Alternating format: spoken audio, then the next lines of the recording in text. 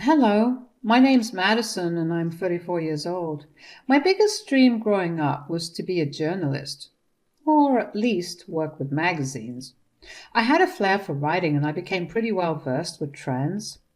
So it came as no shock when I pursued journalism and media in college. After I graduated, I steadily moved from one firm to another, but none of them were the big tabloids. I didn't mind because I was doing something that I had dreamed of doing for years. Eventually, I landed in a pretty big firm and I felt like I had finally achieved the best that I could. A good 7 years had passed since graduating college, and at around 28, I met my husband Scott. Scott came from a pretty wealthy family that had their own business. I'm only mentioning this because his mother, Tricia, always hated and insulted me because she believed I was of a lower status than him, so I shouldn't have married him. Anyway, Scott and I dated for around 3 years before we decided to tie the knot. Like I said, Tricia, Scott's mother, was not happy with me. She always belittled me and made fun of the fact that I worked for a magazine and had a degree in journalism. I was pretty hurt and upset at first because that is no way to treat anyone. But for some reason, Tricia thought it was okay to do that to me. Scott always stood up for me against his mother. His father, Fred, also stood up for me whenever he was around to hear the things that Tricia said.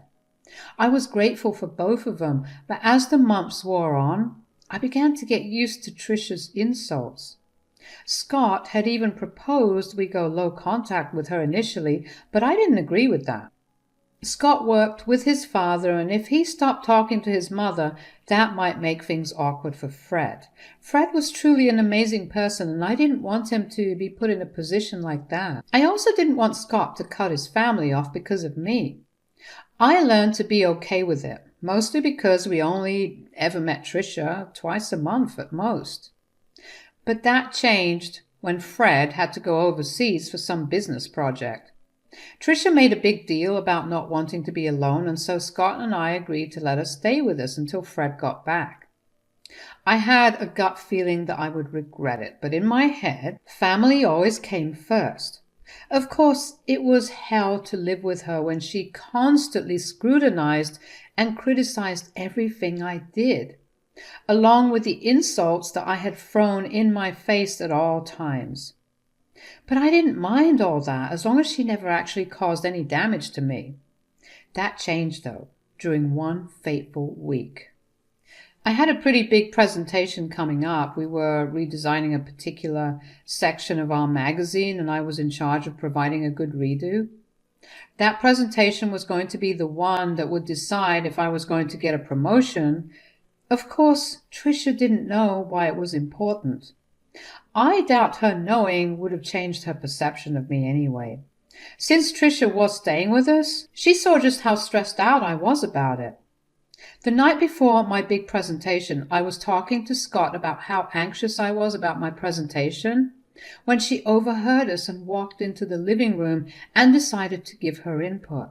This is a big deal. All of the big bosses will be watching me. I can't imagine just how scary this must be for you. I'm glad you had it relatively easier with your business, but this is such a different game. I'm so scared of messing everything up. Hey, don't say that. You'll do great. I would love to believe that. I just feel so unsure of everything. What if I did a bad job with the presentation? I couldn't help but overhear the both of you talking.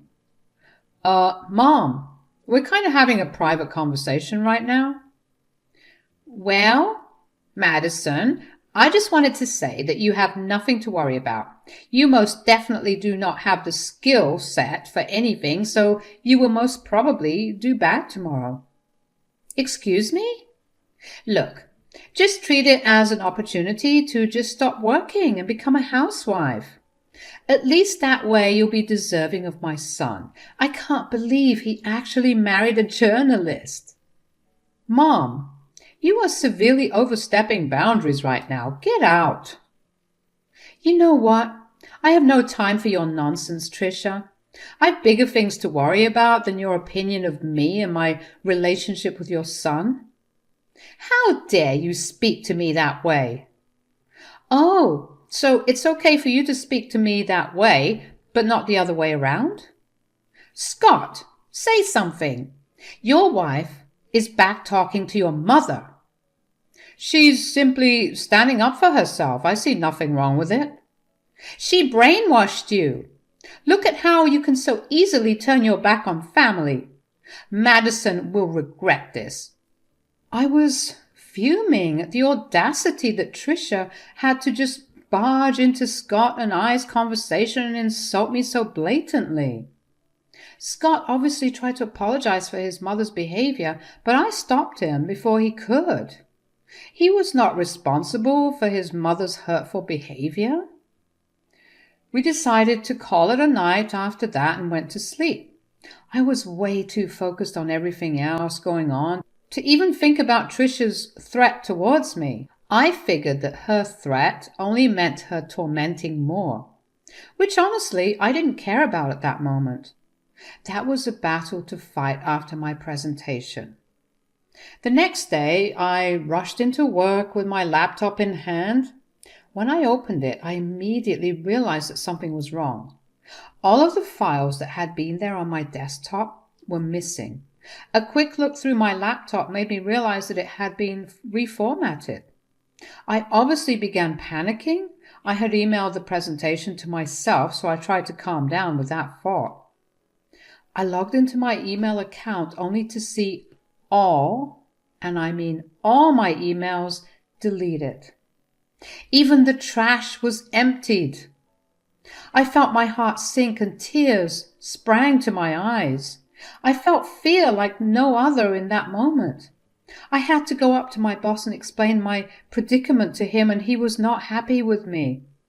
I had to listen to him yell at me for a good while before I was told to not bother with the presentation because he had already had someone else handle it in case I messed up. I knew at that moment that any opportunity for me to grow in that company had been squashed. I couldn't believe that that was what my life had come to. I rushed back home in tears. Scott hadn't left for work yet, but on seeing my state, he took the day off. He wrapped his arms around me and let me cry for a while.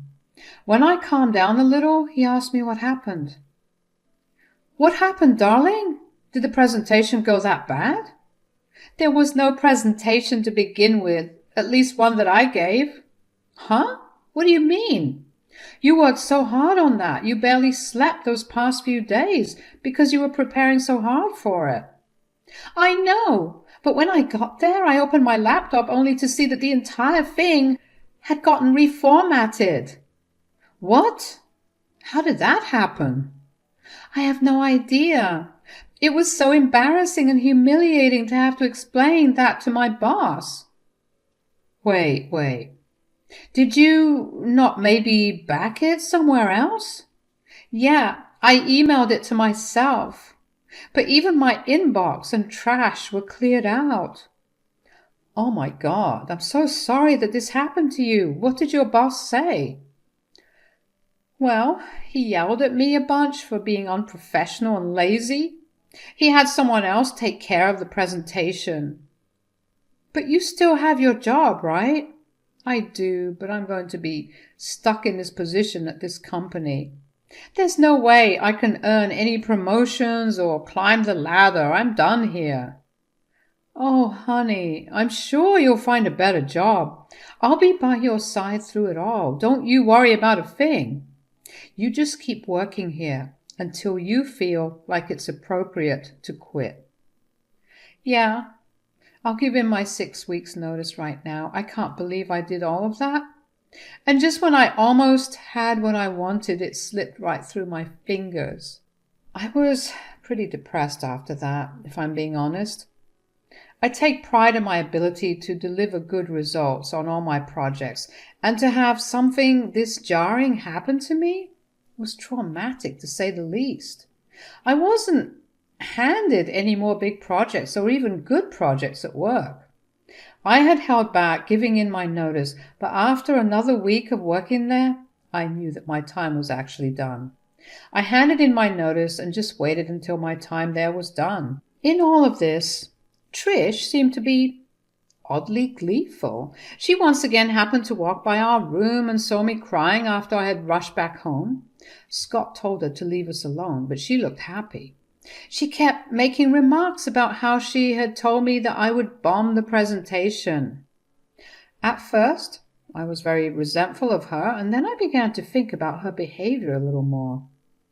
Sure, one of the reasons she could have been really happy was that I was finally going to become a housewife.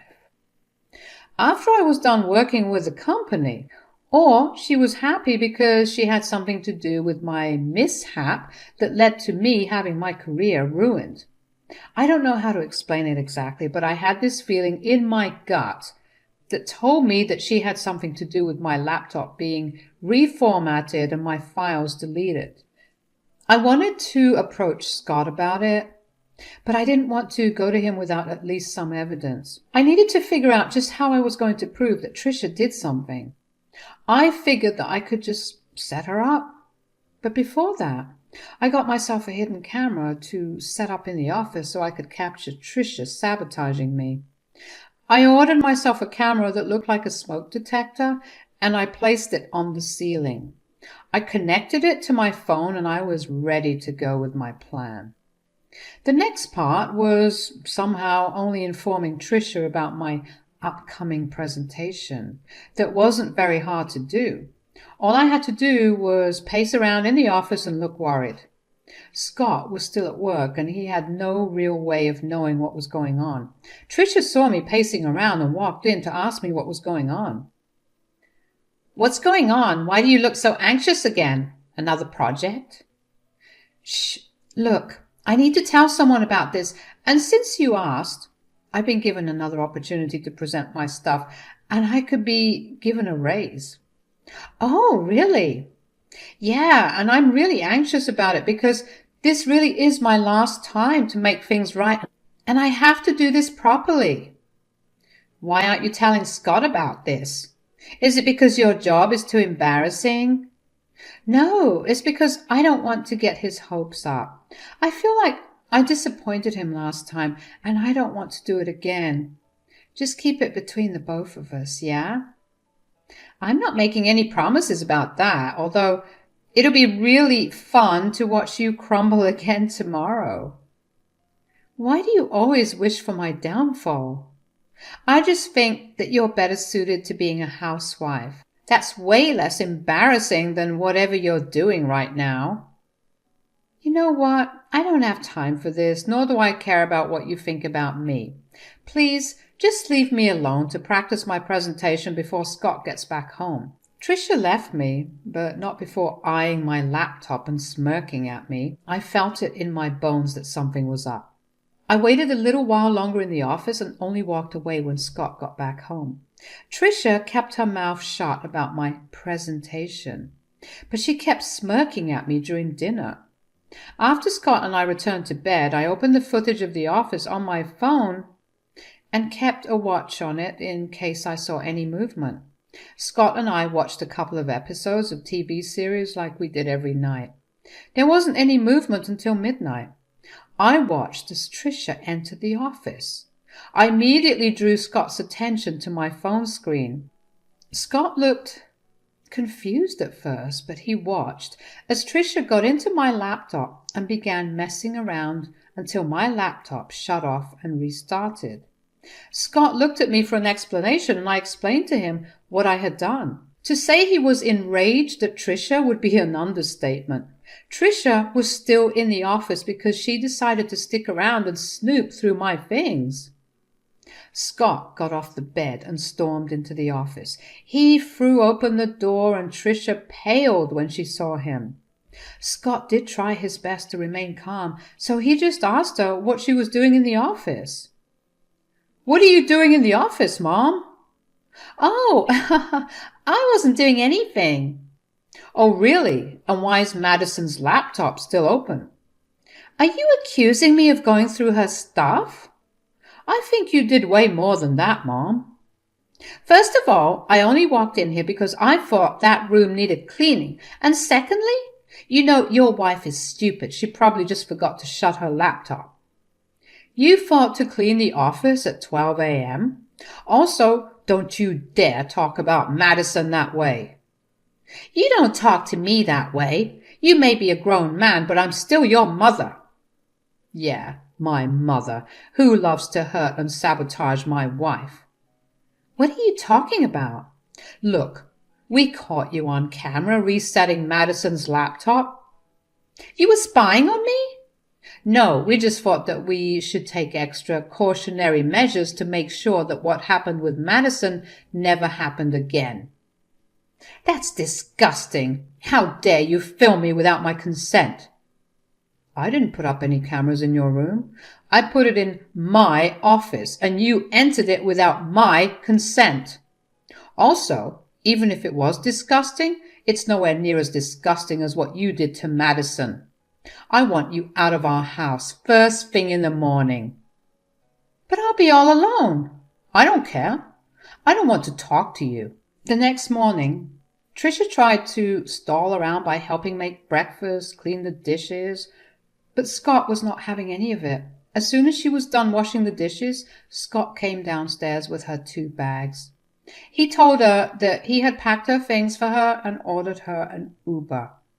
Tricia tried to beg him to stay and even began crying, which was a very weird experience considering she was usually the one who made others cry. Scott left her standing there and went to our room. Tricia turned to me and began yelling at me for setting her up. I told her that if there was anyone that should be yelling, it was me. She's lucky that I haven't released the footage to all her friends and family, but if she overstepped, I would make sure that everyone saw it. If there was one thing that all her friends and family were big on, it was being kind. If they found out what she had done to me, she would lose them all. There was no way that she would risk that, so she immediately shut up. After Tricia left, I felt a lot lighter. I was still upset about my work situation, but I knew that I could bounce back and do better than I did before. Scott was the biggest help in my entire journey to where I finally reached. Once my notice period was over, I took some time off to not only rest, but also calibrate which direction I wanted to head in. The next few months were spent taking a bunch of courses on other niches in my field. I knew that if I focused on a particular niche and if I landed the right job, I could earn a lot more. I didn't want to expose Tricia, but after years of her belittling me, I wanted to rub it in her face just what I was capable of doing. I wanted to reach the heights that even she never got to see. And that's exactly what I did. Steve helped put in a good word for me in multiple places. The best thing that came out of being rich was the sheer number of connections that one has at their disposal, thanks to my experience and all the help that Scott gave me. I managed to land the position of chief editor in a very, very big magazine. I'm talking about a worldwide big-named magazine.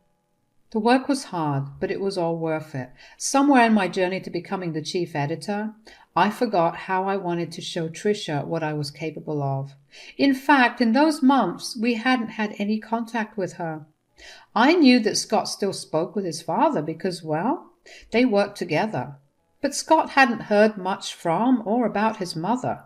His father, Fred, told him that she was upset at us about something, but refused to tell him what. At least Tricia took my warning seriously.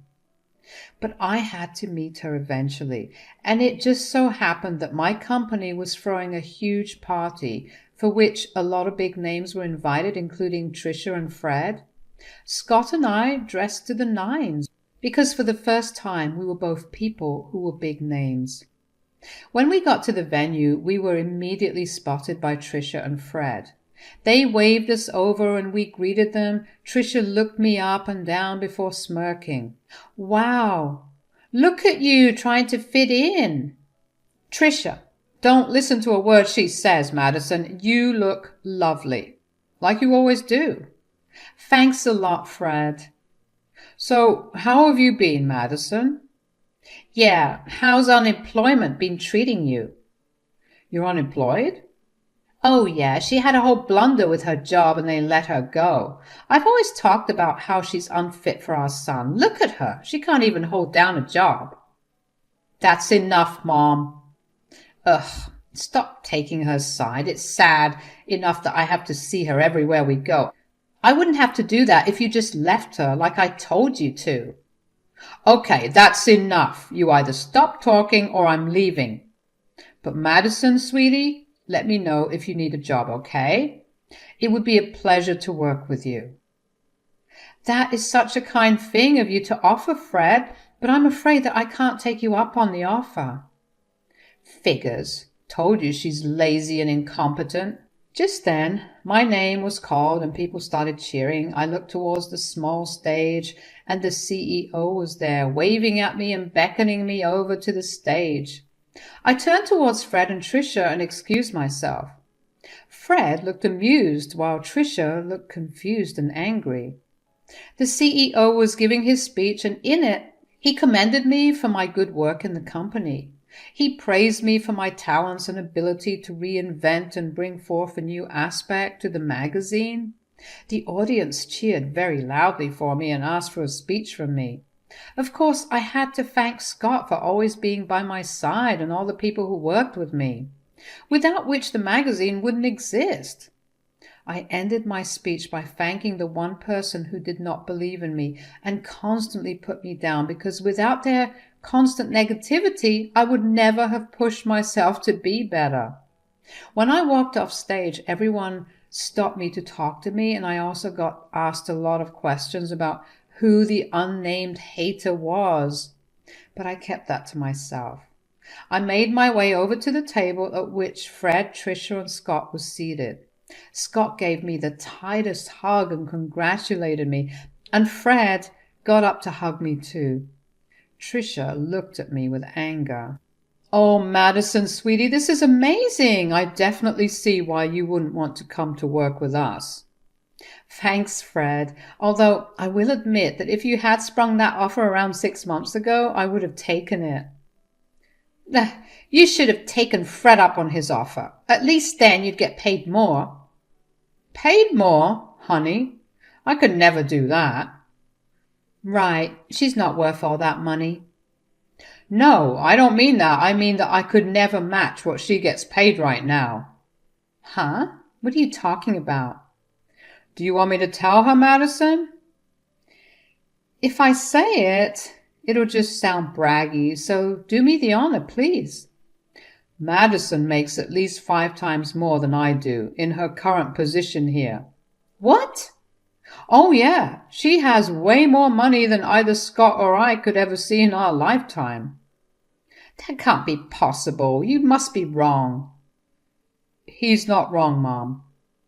I really did mean it when I thanked you.